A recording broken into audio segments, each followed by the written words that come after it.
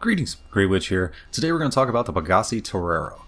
Now this is a sports classic and it is got a pretty decent price tag of $998,000, but you're actually going to spend pretty close to $1.5 million once you add all the mods and upgrades and all the fun stuff that you can do to it.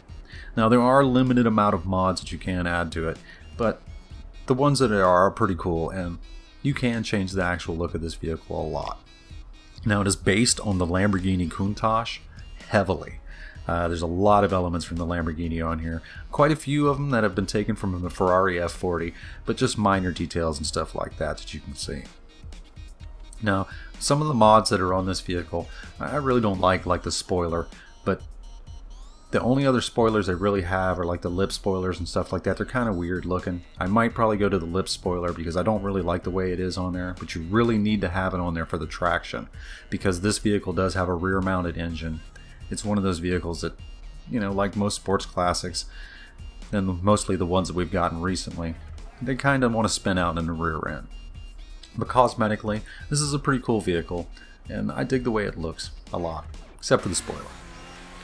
Now, performance-wise, it's pretty agile and pretty nimble. It's got a top speed of 208 miles per hour. It's quick acceleration, you know, decent top speed. It has a 5-speed V12 and it's rear-wheel drive, and it is kind of a light vehicle. So that being in mind, with all that power in the back end, it really wants to try to slide around in the ass end, just going around corners and stuff like that. It's real easy to spin out. But, you know, being a sports classic and one of those type vehicles, most of them are like that.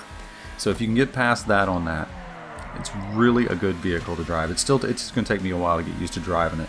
It's a little squirrelier than most of the vehicles that I'm used to driving. But I really dig this one. I was kind of hoping this one would be like this. And the performance-wise is pretty decent. If you're not really into driving the sports classics, I don't think this would be one of the ones that you would want to buy. This is really for somebody who really likes driving these types of vehicles and knows how they perform and handle.